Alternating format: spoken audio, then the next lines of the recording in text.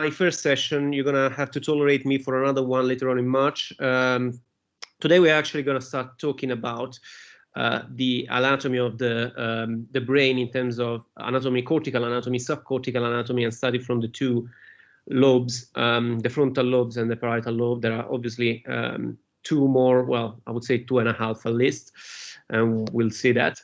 But, you know, these ones are possibly, I would say, definitely the biggest lobes that are out there, probably not the most complex. I would say one of my colleagues is going to talk about the temporal lobe, and that I would say that's probably one of the most complex lobes in the brain. This anatomy can be very challenging, but actually what I'm hoping to achieve here is that, first of all, spark a tiny bit of curiosity about how you can actually see this anatomy and know about this anatomy a bit more, and become a bit more confident in identifying the main areas of the brain.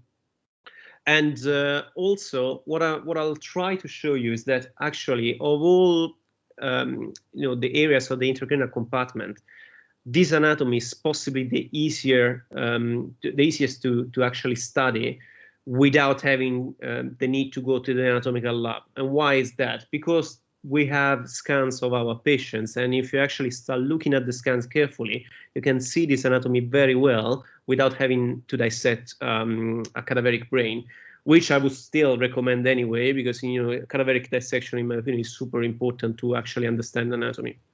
So, without further ado, this is how the presentation is going to be structured. I'm going to run an introduction on some basic definitions that we will need to identify cortical and subcortical structures. And then we're going to talk about cortical anatomy, subcortical anatomy. There's going to be a brief summary about functional anatomy, but many of the concepts that we're going to see in functional anatomy, I'm going to run through them in the other two sections anyway. And then I'm going to show you a few cases with some scans, actual scans, where you can identify, I'll try to show you how to identify some structures on the scan itself. I'll put out there some references, and then I'm going to answer the questions. I really don't mind to be interrupted if you guys have questions during the presentation. It's just that I'm not going to see your hands raised, so maybe the moderators can interrupt me and raise the question if needed. Now, without further ado, let's jump into it. So first of all, if we're talking about cortical anatomy, it's very important to familiarize with the concept of sulcus and gyrus. Okay, that concept more than define anatomical structures. And why is that? Because if you actually pick up a brain, you actually see the brain on your anatomical lab, or you see the brain on the scan, you see all these sulci and gyri running everywhere on the surface of the telencephalon, which is essentially, yeah, the portion of the brain that we're analyzing today. But where does it stop and where does it start? Well, there isn't a real boundary, isn't it? There isn't a real stop and a real start. So it's important to understand that some of the boundaries of these areas are not very well defined. And that's the main challenge in studying this anatomy. However, there are some anatomical landmarks that are very well fixed. And if you actually learn how to identify those, you're not going to have problems in identifying pretty much every cortical area that you need to identify. And then it's especially helpful if you need to identify areas in the clinical practice.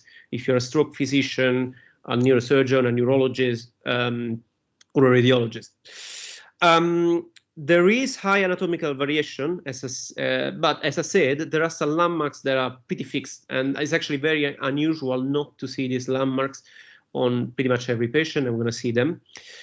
Another nice trick, also sulci are directed towards the ventricular cavity. This might be intuitive, but is actually important from a surgical point of view, because if you follow the sulci, you're going to end up in the ventricle at some point. And just, you know, in terms of definition, cortical anatomy is essentially, in this context, is essentially gray matter anatomy, while subcortical anatomy is essentially white matter anatomy.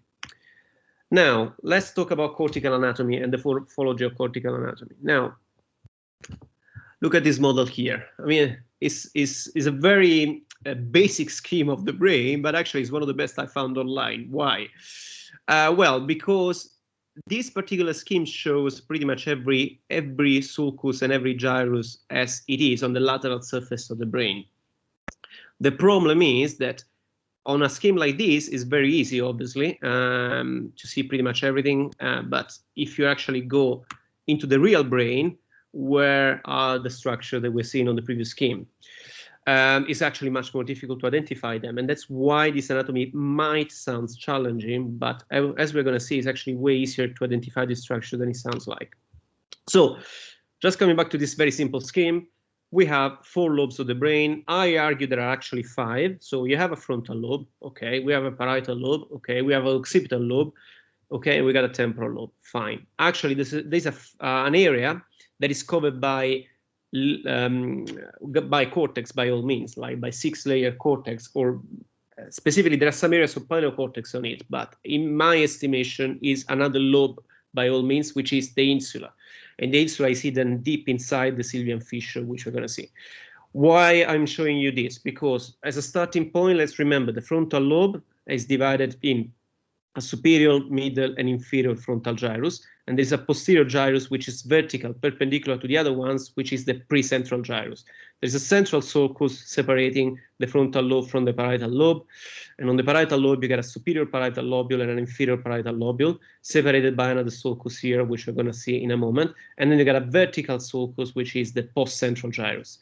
Then you get the occipital lobe and the temporal lobe. I'm not going to dive into them too much because my colleagues are going to talk about them. I'm just going to mention here that the temporal lobe in itself has 3 gyri, which are the superior, middle, and inferior temporal gyrus on the lateral surface of the brain.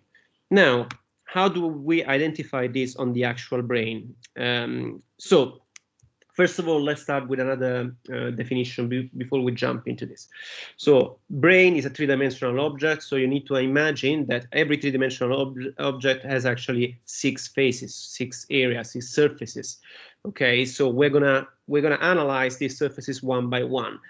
Probably the most extensive one for what it matters to us today is the lateral surface. That's what we're going to start with. But there is a lateral surface, there is a medial surface, there's an anterior one, there's a posterior one, and then there's a superior one and then an inferior one. They fade into each other, but we're going to follow this order kind of to understand how these structures can be identified. So let's start with the lateral surface. It's probably the most useful to localize a brain lesion in my estimation. And let's start with the very basics. So you got your frontal lobe, you got your parietal lobe, occipital and temporal lobe. Now, from the very basics, obviously you got 2 hemispheres. So there is an interhemispheric fissure that we cannot see here. And then there is another big fissure in the brain, which is the sylvian fissure. Okay, the sylvian fissure runs between the frontal and the parietal lobe and the temporal lobe. It separates them. It's a very deep cleft. In the in the depth of the sylvian fissure, you can find the insula. If you actually open up, split the sylvian fissure, which we normally do for aneurysm surgery, or sometimes, very often, actually for glioma surgery, depending on where the glioma is. But we need to expose it in a number of cases. Now, as I said, it can be challenging to identify all these structures, but actually there are a few anatomical landmarks, and this is what I'm going to show you now. So the sylvian fissure typically runs from anterior to posterior and becomes smaller and smaller and smaller until at some point it disappears. Now, in the anterior portion of the sylvian fissure always, constantly, in pretty much every patient, is a bit wider. There is an opening of the sylvian fissure here, which can be easily identified. It can be smaller or larger depending on the patient and the atrophy of the brain, but it's constant. It's called the sylvian key point. Okay. The sylvian key point is a fixed landmark. It's always like that. And from the sylvian key point, you got 3 branches, 3 cleft, 3 sulci. The posterior one is the proper sylvian fissure that carries on between the frontal, parietal, and temporal lobe, and is the posterior branch. Then you get an horizontal ramus or branch, and then you get a vertical anterior ascending ramus, which is this one, which is smaller. Okay, so now the sylvian key point is an extremely important landmark, and we'll see why that is. Now, as we said before, the frontal lobe is divided in a superior, middle, and inferior frontal gyrus. So the superior frontal gyrus and the middle frontal gyrus, as well as the middle and the inferior frontal gyrus, they are divided by a sulcus, superior frontal sulcus and inferior frontal sulcus. These sulci are very fixed. They're pretty much constant in every patient that you have and that you see, and they run parallel to the gyri. Yes, there can be convolutions, there can be variation, but if you actually focus your attention, you look at a few scans, they're very, very constant. What is important to see is also that the inferior frontal gyrus, especially on the left-hand side, can be divided based on the divisions of the Sylvian fissure in three further areas that are super important to identify some functional areas.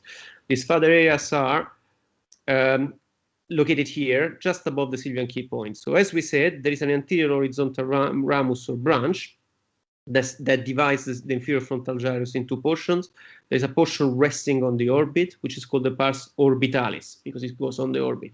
The eye is here, just to let you know. So the roof of the orbit is sitting just beneath the anterior portion of the frontal lobe. So the pars orbitalis is sitting here because and it's called like that because it rests on the orbit.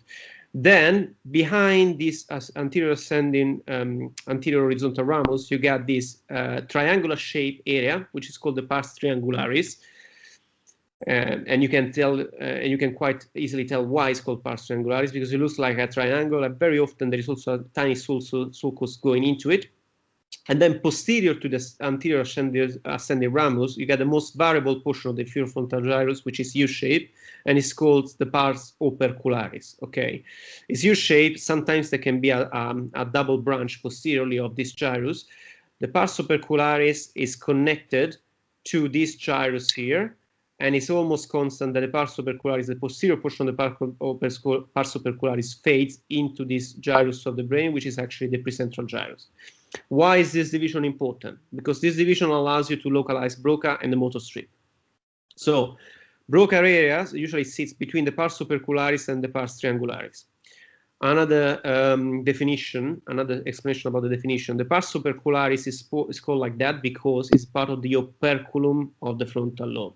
Operculum is another term that you might find quite often. So the Sylvian fissures, as we said, is quite a tight and deep cleft, and is defined by the presence of the frontal lobe and the temporal lobe. If you actually open up, you will see that these lobes are actually covering the insula. They're covering the insula like a blanket. So the portion of the temporal lobe and the frontal lobe that are responsible for covering the insula is called operculum. Operculum is the Greek word for blanket. And that's why this particular area is called pars opercularis, because it's part of the operculum covering the insula. The insula is actually sitting here, just beneath this area. Most importantly, the posterior portion of the pars opercularis goes up and becomes the precentral gyrus, which is the motor strip. And what is interesting is that Broca is, you can see here how Broca is closely related to the motor strip. Why is that? Because here you got the somatotopic representation of the face and the tongue. So planning, motor planning, and corticospinal planning of movement that you actually need to do to move your mouth to speak happens here, and is transmitted to the motor strip. So that, and then it's transmitted to the cranial nerves essentially. And so this intimate relation between Broca and the motor strip, it can be easily seen also from a topographical point of view. So this is how the frontal lobe appears from a lateral point of view. Let's jump into the parietal lobe. So as we said, if we have identified the precentral gyrus, it's very easy to identify the central sulcus. It's just behind it.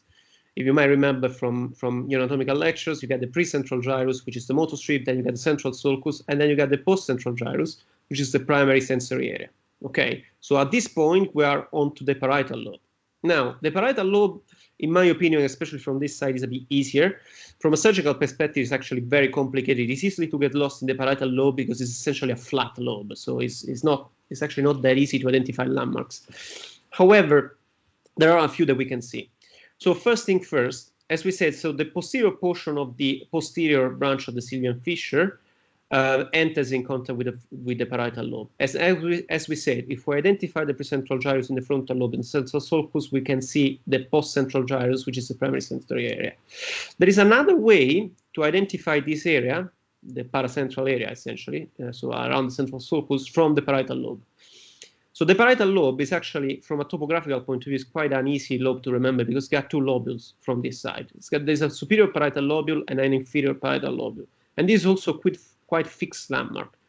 They are divided by a sulcus, which is called the intraparietal sulcus. Okay, so there are two sulci in the frontal lobe. There is one sulcus in the parietal lobe. The intraparietal sulcus has a typical course. It runs parallel to the midline for a while in the context of the parietal lobe, and then it enters essentially jumps into the post-central sulcus, so enters in contact with the post-central gyrus, and it always does that. So it goes here, and then it turns laterally and inferiorly to define posteriorly the post-central gyrus. So this is an alternative way to identify these three structures altogether: the post-central gyrus, the superior parietal lobule, and the inferior parietal lobule. So through this particular definition, to this particular landmarks, sorry, you can actually see pretty much everything that you need to see and to identify into the two lobes very easily. And these landmarks, you can actually identify them on the MRI scan as well. I'm going to see a few cases afterwards. I'm not going to jump into the temporal lobe too much because, again, it's going to be treated by another colleagues of mine, but there is one thing that I need to mention. This posterior branch of the Sylvian fissure enter in contact, as we said, with the frontal operculum and the temporal operculum. Now, temporal lobe is divided laterally in a superior, middle, and inferior temporal gyrus, okay? If you follow the superior temporal gyrus, at some point, the superior temporal gyrus will fade into this gyrus here that literally overlaps the end of the Sylvian fissure, overlaps. And so the end of the Sylvian fissure is also called the margin of the Sylvian fissure. So this gyrus overlapping the margin of the Sylvian fissure is the supramarginal gyrus, above the margin, okay? And this is part of the parietal lobe, fades into the temporal lobe, and it's super important. Why? Because on the left-hand side, this identify Wernicke. Wernicke is here. If you, Wernicke area, as you might remember from your anatomical study, so the Broca area is one of the areas of the speech. The Wernicke area is the other one and is responsible for conceptualizing what we hear into words. So right now, I'm constantly activating my Wernicke area to try to figure out what words I'm going to say to you to go through the lecture. And so this is where Wernicke is. Another important mention, Wernicke area essentially is halfway through between temporal and the parietal lobe. Posterior to Wernicke, there is another gyrus, which does exactly what the supramarginal gyrus does, but with the superior frontal sulcus, superior temporal sulcus. So if you follow the middle frontal gyrus and the superior frontal temporal gyrus, you see that the middle temporal gyrus overlaps the superior temporal sulcus at the end of it. This is called the angular gyrus. It's part of the parietal lobe, and is the one on the left-hand side is responsible for calculation, essentially, among other things. So, division of the parietal lobe, very important. Supramarginal gyrus, Wernicke, angular gyrus, calculation and conceptualizing. So this is what you need to know about the lateral anatomy of the frontal and the parietal lobe. I spent quite a lot of time on this slide, but this is possibly the most detailed and the most important one. We're going to be a bit quicker on the next ones. And this is just to show you on a cadaveric sample what I said. Sylvian fissure, Sylvia key point anteriorly, posterior branch of the Sylvian fissure, ascending branch of the Sylvian fissure, posterior ascending branch of the Sylvian fissure, and anterior ascending branch of the Sylvian fissure. And you have the inferior frontal gyrus here, the middle one and the superior one here.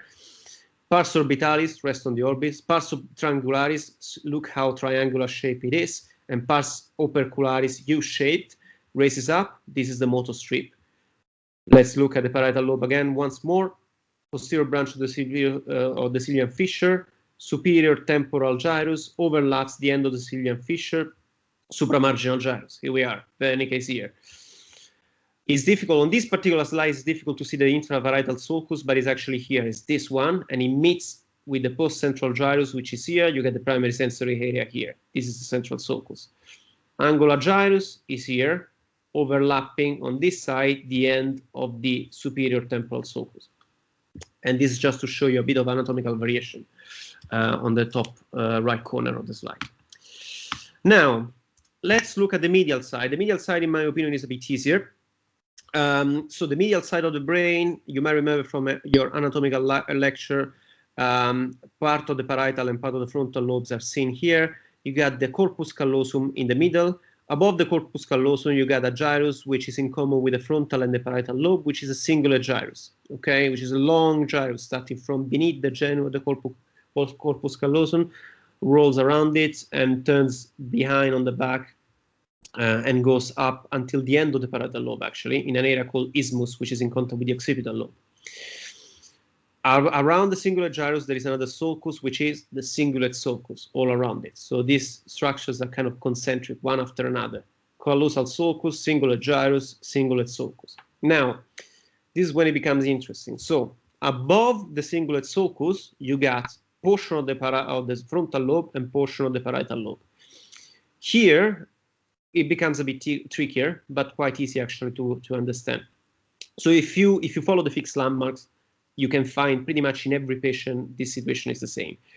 So you got the cingulate sulcus, and you follow it all the way through, and you will see that there is going to be at some point an ascending branch of the cingulate sulcus, and this is all absolutely constant. Now, what is confusing here is that this ascending branch of the cingulate sulcus doesn't correspond on the other side to the central sulcus. The central sulcus is actually more anterior. So what you have here is that the ascending branch of the cingulate sulcus defines anteriorly a lobule of the brain, which is actually halfway through between the parietal lobe and the frontal lobe.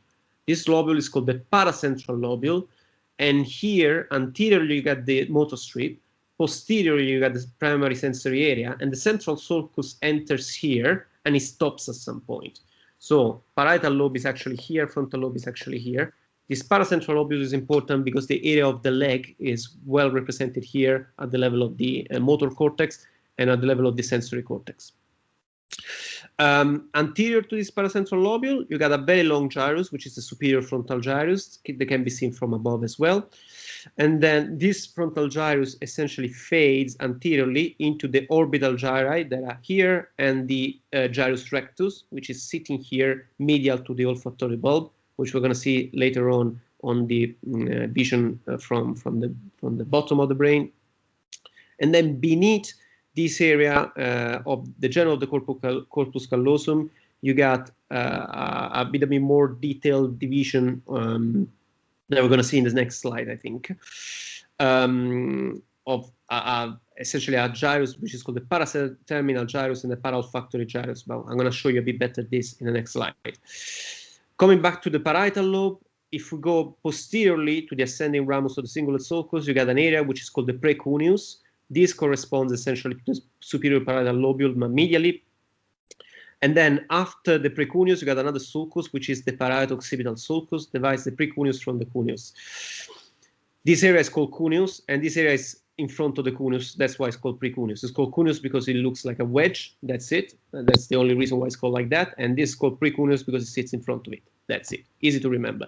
And this is also very, very constant. Look at every MRI scan that you can come across. You're always going to see this: paracentral lobule, precuneus, and cuneus. Cuneus fades into the occipital lobe, which again I'm not going to talk about today because it's part of another presentation in the next few days. This is just a cadaveric sample, exactly the same things that you've seen before. Corpus callosum, cingulate gyrus, cingulate sulcus, and at some point you get the ascending branch of the cingulate sulcus, paracentral lobule here, central sulcus here, precuneus and cuneus. As I said, the divisions of the gyri and sulci beneath the genu of the corpus callosum is a bit complicated, and essentially it's nothing that you need to remember in great details, in my opinion, if you're a medical student, but it's helpful to remember for a functional reason. So essentially, if you look here, where you get essentially the third ventricle, in front of the third ventricle, you got the column of the fornix, which are in section here. You got this region here, which where you can find essentially a paraterminal gyrus and a paraolfactory gyrus that are divided by sulci. So there is a posterior paraolfactory sulcus and anterior paraolfactory sulcus. I'm sorry, the arrows are a bit confusing, but essentially the anterior paraolfactory sulcus is here and the posterior one is here. The paraterminal gyrus is this very tiny bundle of gray matter that you can find here, and the paraolfactory gyrus is this vertical gyrus that you can find here. In front of it, basically you can find the gyrus rectus, which we're going to see is important for aneurysm surgery. Why is this area important and needs to be known in details? Well, not really from a neurosurgical point of view, but from a functional point of view. Beneath this area, there are some areas heavily involved in the limbic system, specifically a nucleus called nucleus accumbens and a bundle that is called the mesial forebrain bundle that is involved in the reward circuit, the reward pathway of the brain. And this is how you actually localize them from a topographic point of view. Superior surface of the frontal and the parietal lobes. This is going to be a lot of repetition of what we've seen before, but it's an alternative way to localize the areas that we've seen before. So, as we said before, superior frontal sulcus, superior frontal gyrus, middle frontal gyrus, inferior frontal gyrus, divided by the superior frontal sulcus and an inferior frontal sulcus. Now, the superior frontal sulcus is pretty constant and divides the middle frontal gyrus from the superior frontal gyrus. The superior frontal gyrus can have a tiny sulcus in its context as well. But anyway, that doesn't matter at the moment. So the superior frontal sulcus runs posteriorly, and at some point it stops. It encounters a vertical gyrus, which is also very, very common and very constant. This vertical gyrus is the precentral gyrus that we've seen before. This precentral gyrus is where the motor strip sits. Specifically, at the end of the superior frontal sulcus, there is a sort of a notch, the Germans called it the knob, because it reminds the doorknob essentially.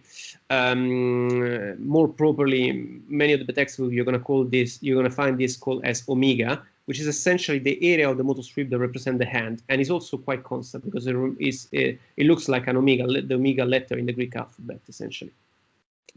This area in front of the motor strip is called the supplementary motor area, and I'm going to mention later on what is this for. If you have identified the motor strip, you can also identify the central sulcus, which is here, and the post-central gyrus, which is sitting here, is the primary sensory area.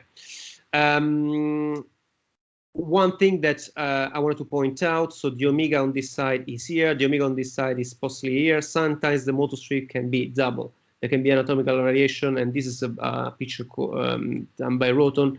You can see that the authors actually decided to represent this with a double motor strip. Finally, sorry, not finally. This is the posterior view. I'm not going to focus a lot on this one because it's mostly have to deal with the occipital lobe, which is essentially the most posterior portion of the brain, and it's going to be treated by another lecture. But what I wanted to show you here is that from this view, this is the posterior view of the brain. You can see most of the parietal lobe from a different perspective, and you can see very well the intraparietal sulcus dividing the parietal lobe in a superior parietal lobule and an inferior parietal lobule. Here you can actually kind of see it's overly represented here, but here you can see the superior temporal gyrus. The Sylvian fissure is sitting here. Now, there are a couple of sulci that are very important to define here. And essentially, they do divide they do help you to divide the parietal lobe from the occipital lobe. So, you remember that ascending branch of the singular gyrus, there you can see it's also from this perspective, and it's sitting here essentially. If you've seen this, it means that in front of it there's going to be the paracentral lobule. So remember the postcentral gyrus with the sensory area and the precentral gyrus with the motor strip. And posterior to it, you're going to see the precuneus from the medial surface. So this is also very, very constant. You find in pretty much every patient. Posterior to it, you're going to see another very important sulcus, which is also extremely constant, which is the parieto-occipital sulcus. And this divides the parietal lobe from the occipital lobe. This is actually the only real anatomical landmarks that helps you divide the parietal lobe from the occipital lobe. There's not a lot of parietal lobe and frontal lobe from the ventral vision, but it's important to focus, essentially, mostly from the ventral surface, you mostly see the temporal lobe. So again, I'm not going to talk about this a lot. But what is important to see here, let me see if it's also on the next slide a bit more. Yes. So this is a cadaveric dissection, a cadaveric brain.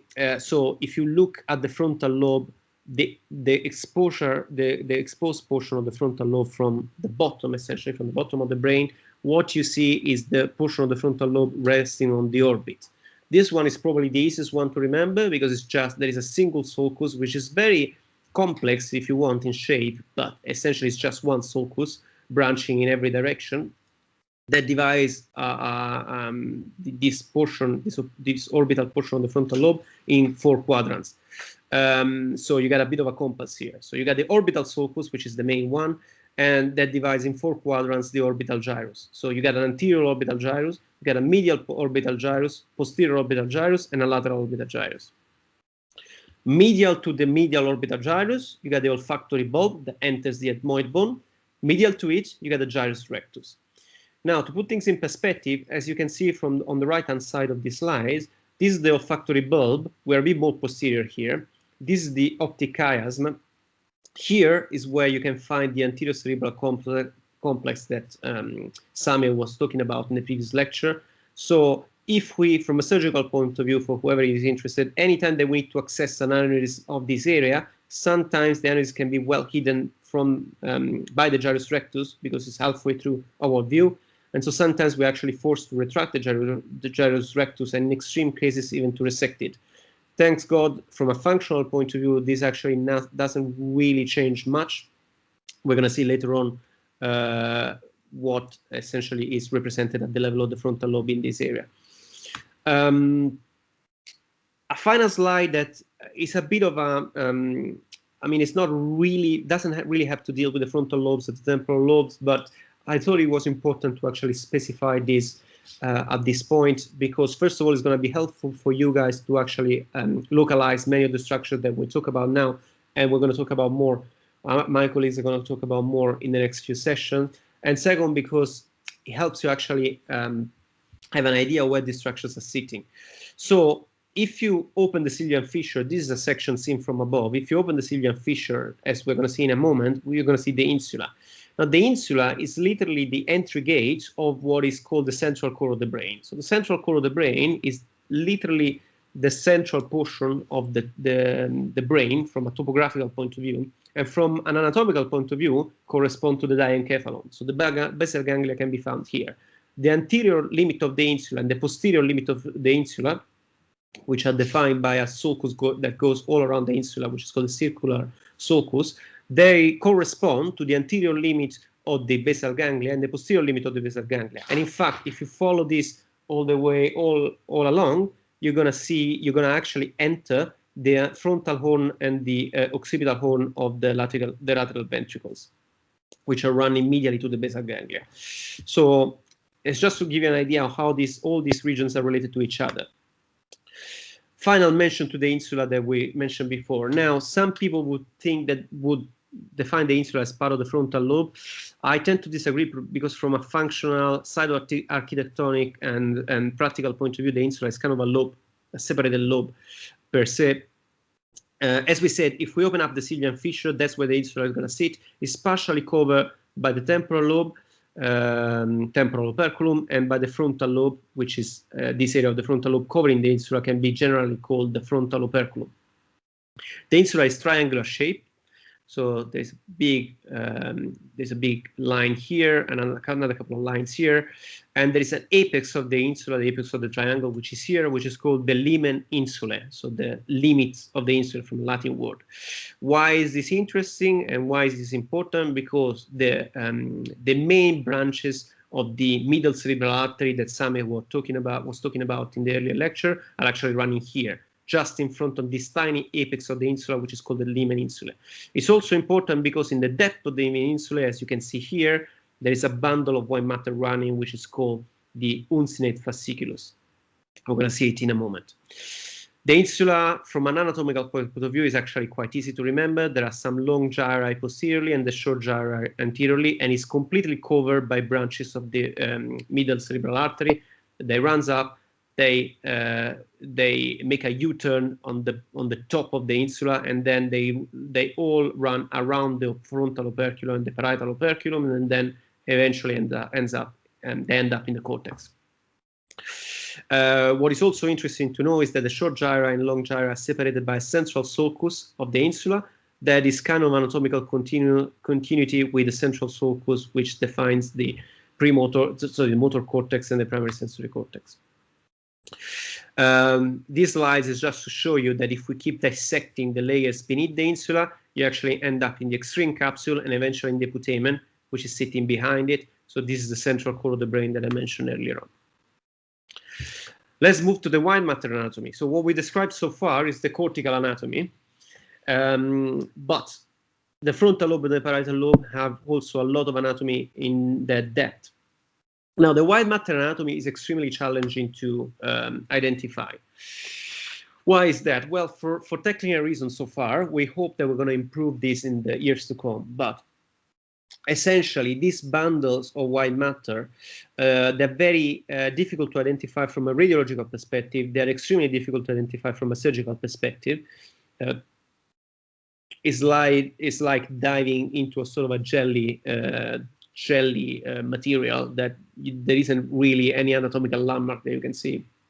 And the technology that we have so far to identify them in the cadaver are also, they're very good, but they're not ideal to identify the small division and branches of the white matter.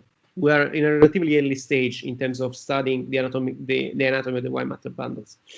So what I wanted to show you here is that, first of all, a matter of curiosity, here you got a dissection of the white matter of the frontal lobe, performed with a technique which is called the Klinger dissection. So the brain is put in formally and is processed with in some stages for 24 hours, and then it becomes kind of fixed, like much more solid.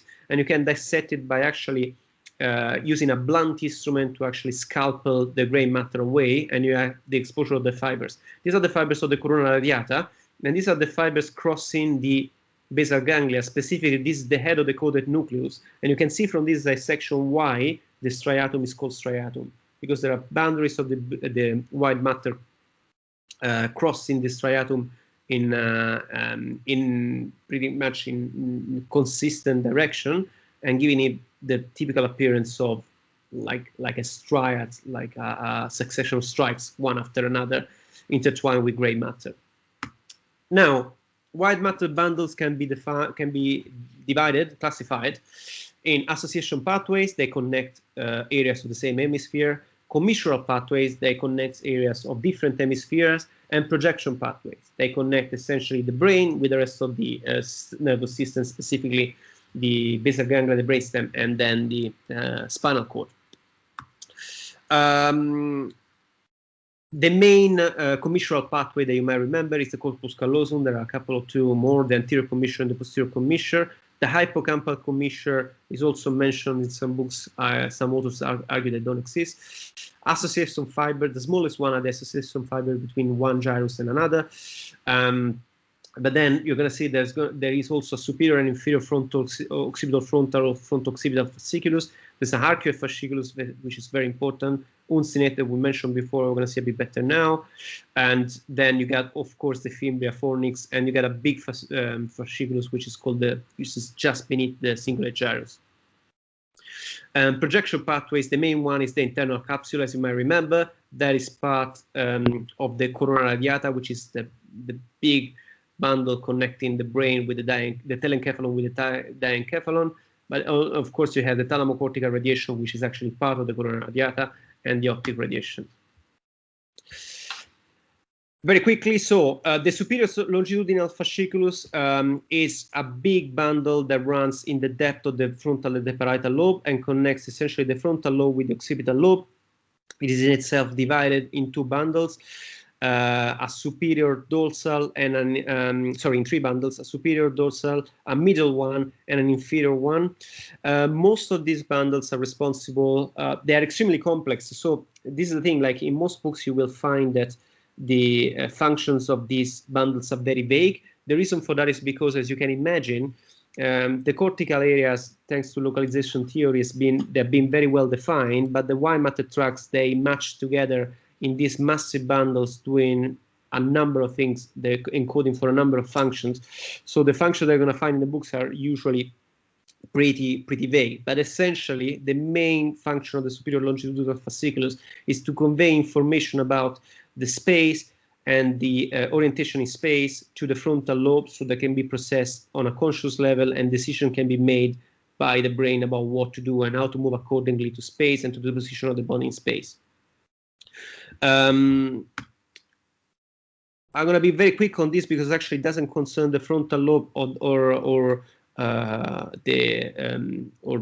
parietal lobe, but it's worth mentioning if that there is a superior longitudinal fasciculus, as we have seen. There is also an inferior one that runs between the occipital lobe and the temporal lobe. What is important to stress is that while the superior longitudinal fasciculus is also part of this, the secondary and tertiary visual areas that essentially encodes for what an object that is seen does and how the body is located in space compared to that object.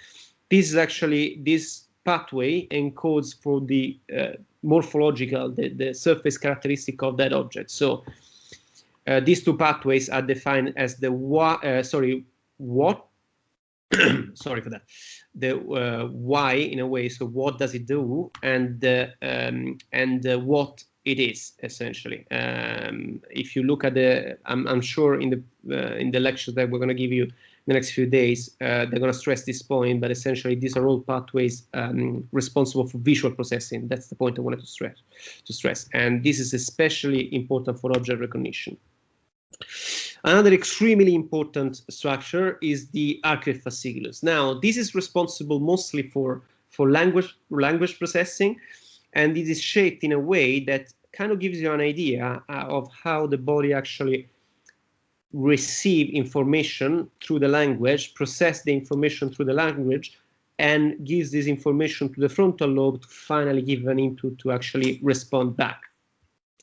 Again, not much details about the temporal lobe, but the arcuate fasciculus actually starts in the temporal lobe, specifically is in very close contact with the primary auditory cortex, runs posteriorly and medially, and takes afferent fibers from the parietal lobe.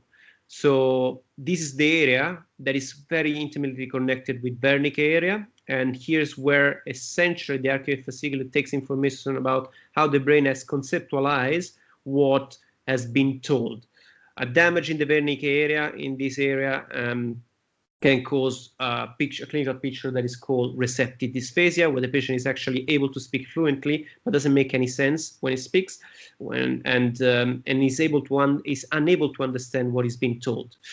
You can tell what happens in Wernicke area also by looking at the arcuate fasciculus. So you got multiple connection between the Wernicke area and the arcuate fasciculus at this point, connected with the parietal lobe and with the temporal lobe. So I heard something, temporal lobe informs the Wernicke. Wernicke takes the information and put it together with visual information and spatial information from the parietal lobe. Once this is done, it gives the information to the frontal lobe, to the remaining portion of the arcuate fasciculus that runs really close to the frontal and parietal operculum that we're seeing here, just in the depth of it, and ends up in the Broca area. Broca area takes some afferences from the motor strip as well. You articulate what you're going to say, and you send it finally to the motor strip and to the cranial nerves. So this is an extremely important structure that's been described a while ago, but it's been defined from an MRI scan point of view in 2004, actually by a group here in London. Brief mention about another association fiber, which is the uncinate fasciculus. We mentioned this before. It runs really deep to the insula, very close to the limit insula. It connects the temporal lobe with the frontal lobe.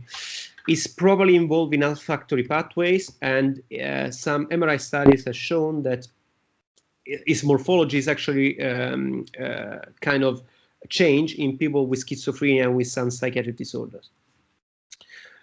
I think we'll skip this one, and I would say from the purpose, actually, yeah, no, let's mention this for a second. For the purpose of what we need to talk about today, so frontal lobe, parietal lobe, these are the last slides in terms of subcortical anatomy. There is a big debate about these structures. There is also, but there is mention about the fact there is also a fronto-occipital fasciculus, which runs here, and a temporo-occipital fasciculus that runs here. It's actually very difficult to tell whether this is actually related to the inferior longitudinal fasciculus. But what I want to stress here is that the fronto-occipital fasciculus has been debated as a structure that actually exists, that connects the occipital lobe with the frontal lobe, and apparently is another fasciculus helping the frontal lobe to conceptualize and to identify what is seen. Again, there's a big debate whether this actually exists from a practical perspective, but it has been dissected and has been exposed in clinical dissection. when I talk about the fact that we don't know whether they actually exist, the reason is that clinical dissection is a rough method to study white matter anatomy, because the blunt dissection that you perform with the instruments, yes, can allow you to isolate fibers, but whether you're actually isolating fibers that do exist and they're mashed together because they're physically similar, or whether you're actually following the natural physical resistance of the tissue that you're dissecting is debated. Finally, this is in the depth of the frontal lobe and the parietal lobe. You, as we mentioned before, you find one of the biggest commissural pathways of the brain, which is the corpus callosum. The corpus callosum connects the two hemispheres and runs essentially from the depth of the frontal lobe to the depth of the parietal and occipital lobe. What I wanted to highlight here, is get from a morphological point of view, it's obviously got a genu, a rostrum, a splenium, a body and a splenium posteriorly. These are essentially the four divisions of the corpus callosum. What I wanted to highlight here is that obviously, depending on which area of the corpus callosum you are dissecting and you are dealing with, it conveys different information. At this level, in the depth of the frontal lobe, essentially it conveys information about from one dorsal frontal area and premotor area to the other one on the other side. At this level, just beneath the paracentral lobules coordinates the motor strips, the sensory strips just behind them, and then the parietal lobes, and of course the visual cortex and the superior parietal lobules. If you have disconnection of the corpus callosum, you can have what is called the callosal syndrome, where depending on which level you have the disconnection from, you can have extremely No. Is everything all right? Sorry. It's all right. Okay.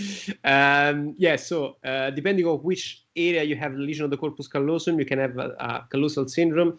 You can Google it. It's a very weird syndrome, but essentially you can have loss of bimanual coordination, hemianopia, depending on which hemianopia, which is a kind of a cortical hemianopia rather than actual hemianopia. That was scary. Sort it out, don't worry. Sort it out. Okay, fine. And yeah, essentially this is what I wanted. We can't see your screen anymore, sorry. I haven't touched anything, which is weird. Let me start over. No, it's still there. I can see it. Okay, let's start again. Let's see. Can you see it now? Yep. Sorry. Maybe. Okay, brilliant. I'm almost done, I swear. Here we go. So just to show you, this is a very interesting slide. So you can find this video on YouTube if you want to. Oh, sorry, I thought I'd cut that part. But anyway, I recorded yesterday. Sorry for that. So this is an MRI scan on a on an extremely high resolution. That with a 7 Tesla MRI scan is probably the most precise MRI scan of the brain that we've done, and we can use it to see essentially the structures deep to the frontal lobe. Sorry, I've done a big mistake. Let's see if I can start it again. Okay, yes, there you go. So some portions of these lobes that we talked about before are not visible from outside, so we're going to see it through the cuts of the MRI scans, so we can do a MRI. So we are running from anterior to posterior. This is the frontal lobe anteriorly. In the depth of the frontal lobe, you get the corona radiata, which is contains the fibers connected to the frontal lobe with the diencephalon everywhere. And there's not much more to see. We're still above the orbit at this level. We're just about to switch behind the orbit. And now you can start seeing the head of the ventricle in the depth of the frontal lobe. This is the corpus callosum. You can see my mouse, can you? Can you see my mouse? Anyone? Yeah, we can. Yeah. Okay. Yes. So head of the ventricle, and you can see here the striatum, head of the caudate nucleus, and putamen, pallidum here, internal capsule here. We are in the depth of the frontal lobe. And now at this point, we are jumping into the depth of the parietal lobe. You got the body of the lateral ventricles, and this is the thalamus, the internal capsule running here. Depth to the thalamus, you get this big structure within the metacephalus is the red nucleus. Thalamus almost finished. We're still at the level of the parietal lobe here, and now we are approaching the splenium of the corpus callosum and the end of the parietal lobe. This is the atrium of the ventricle, and the fibers of the optic radiations are running here, and here essentially is the occipital lobe. So just to mention everything that is in depth of these lobes. I'm about to finish as well, a few more slides that we have done. So from a functional perspective, we mentioned most of the areas that are interested for you. As I said, this is a really short summary. One important point that I want to stress is that the localizing theory that Brodmann proposed about localizing functions of the brain was based on studies on patients who had lesions in the brain and some functions were obviously missing. So what was happening? A patient having a stroke in the Broca area was unable to speak for his life. On the autoptic analysis, they were identified that there was a stroke in the Broca area, and so they were localizing the speech area there. Wernicke did exactly the same thing. The problem with that is incorrect.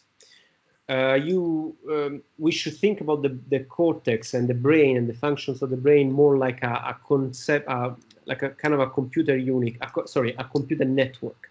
And the new concept that is emerging, well, has been emerging for a while now, is this concept of the connectome. So you got a network of areas cooperating together.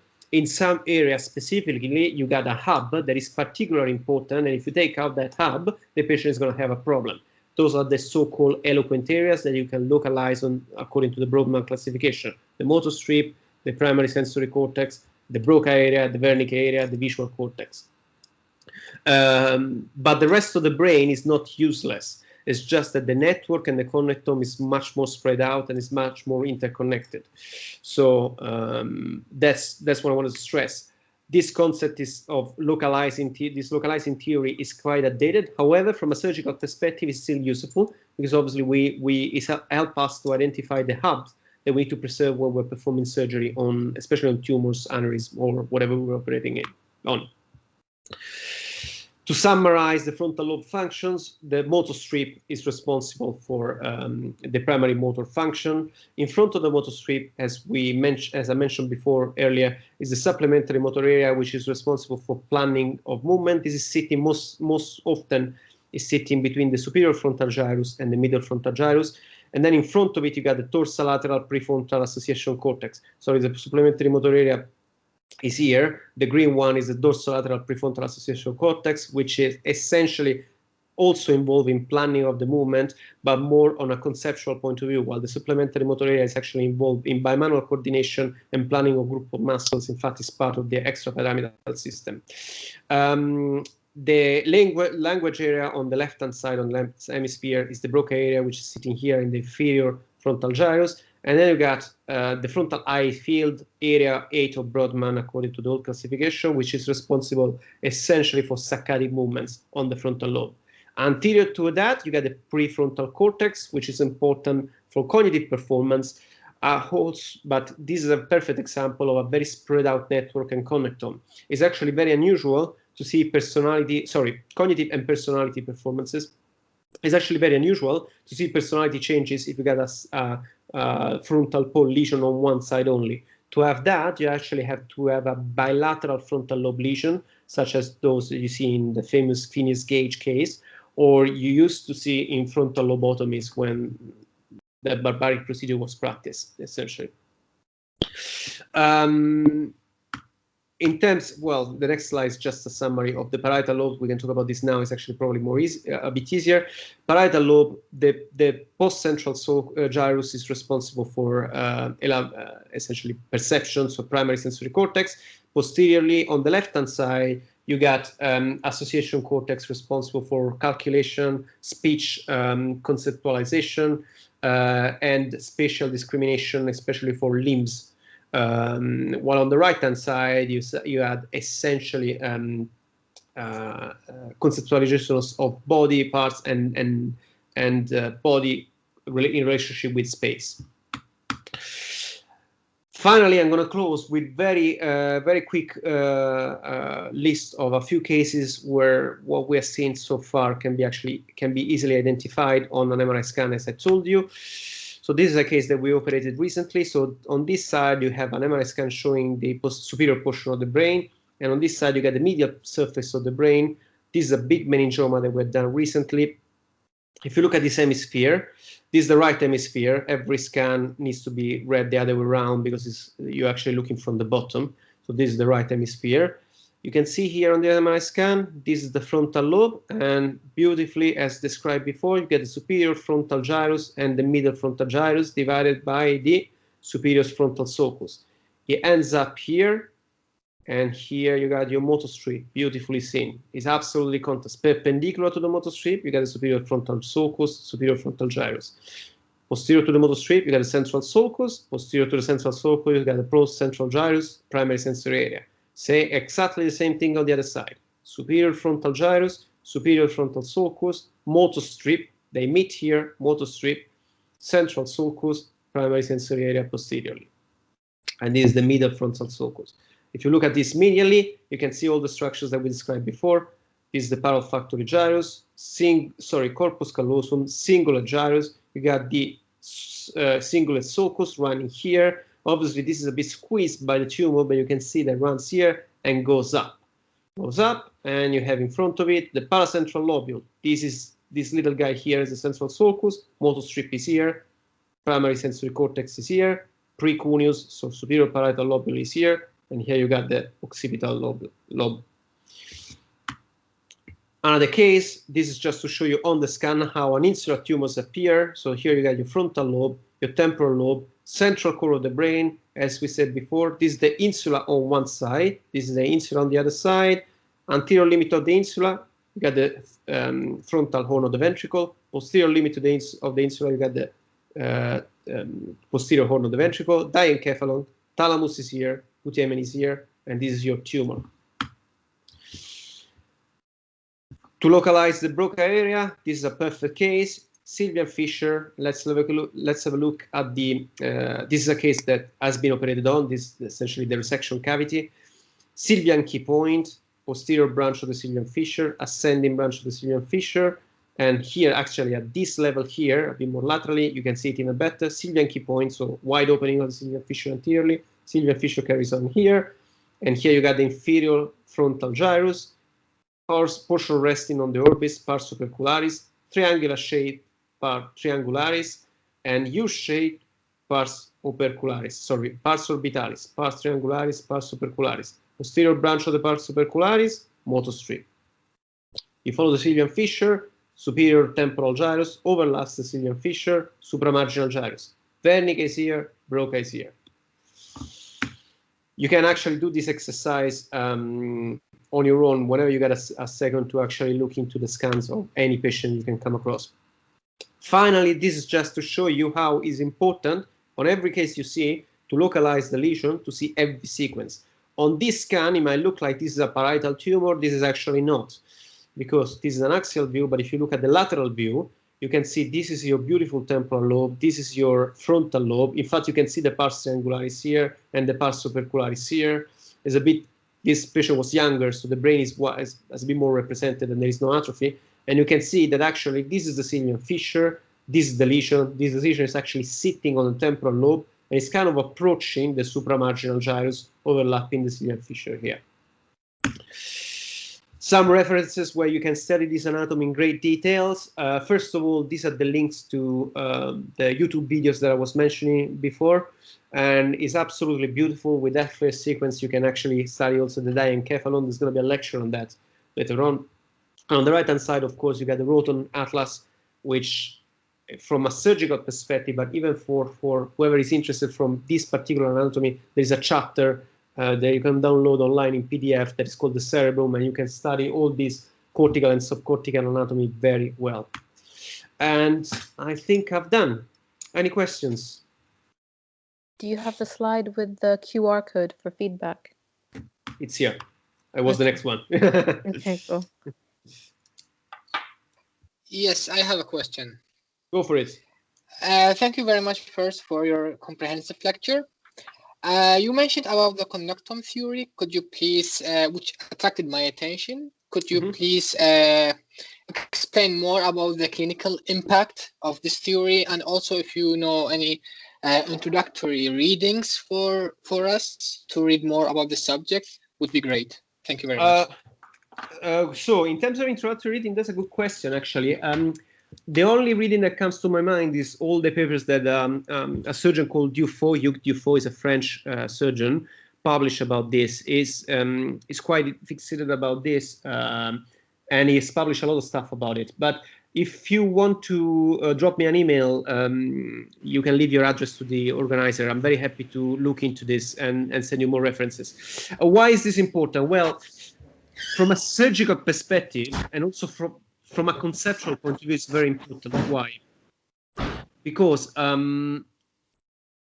essentially, we argue, from a surgical point of view, we argue that there is an old school division of the brain areas, where we are going, the eloquent areas are the ones that matters, the non-eloquent areas are sacrificable, or we can sacrifice them because they don't really matter.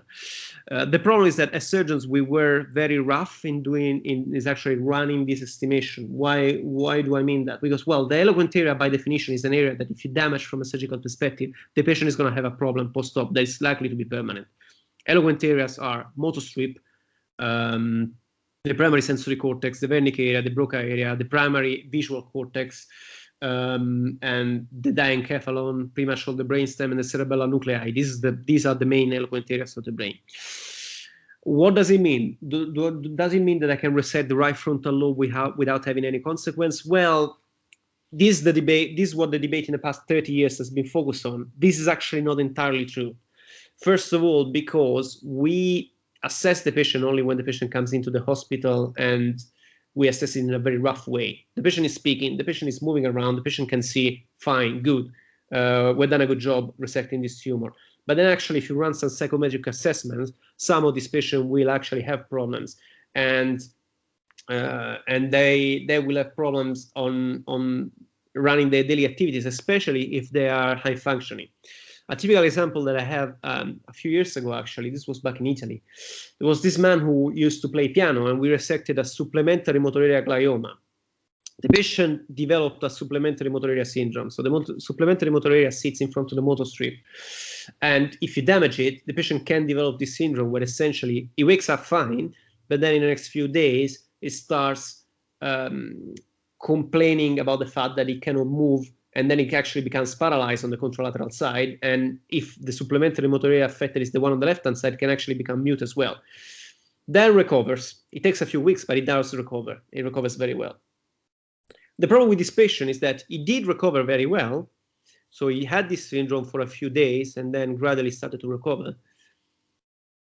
But he was a professional piano player, and for literally 2-3 years, he was struggling to play piano. In fact, he told us that he actually was in a position when he actually had to kind of relearn to play the piano.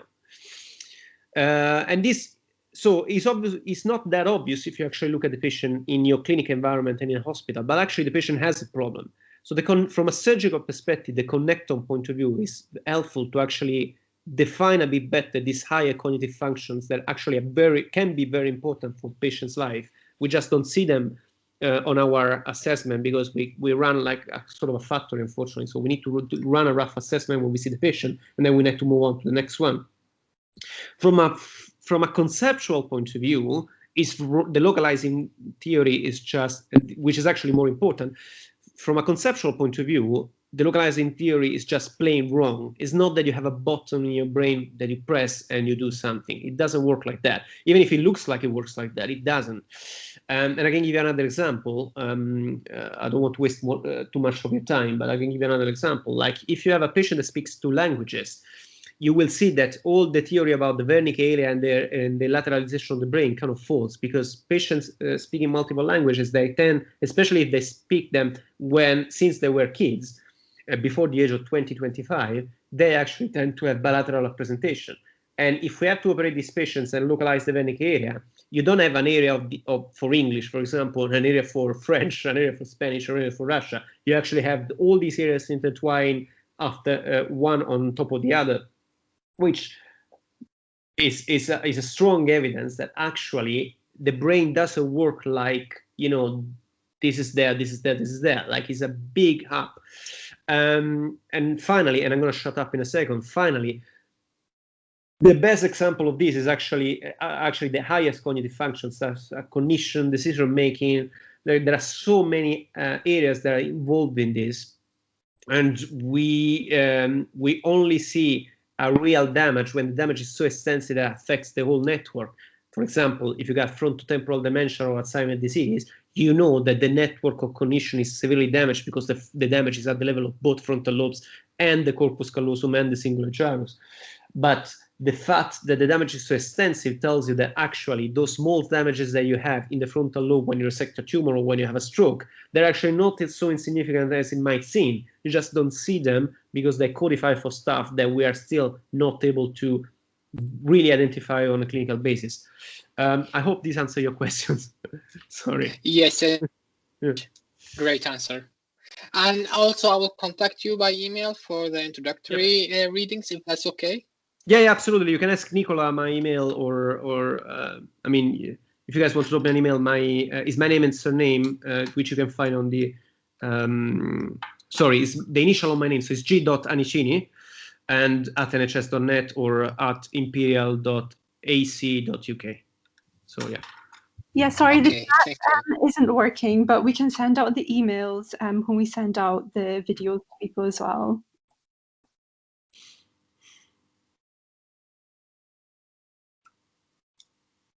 Any other questions?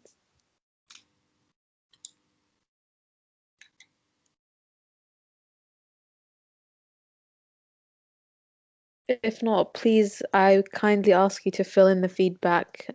Giulio has put in a lot of effort, as you can see. So it'd be really nice to give him some feedback, if that's okay.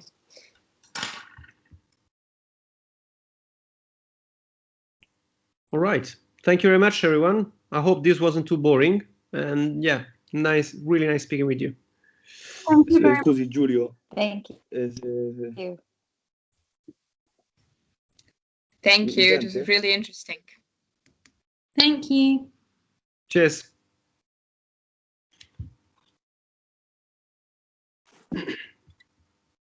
Nicola, how does it work? Do I leave now or wait for? You can leave at any time. Yeah, chat now if you want. I think a few people are, I think everyone's, thank you so much. That was fantastic. It was very comprehensive.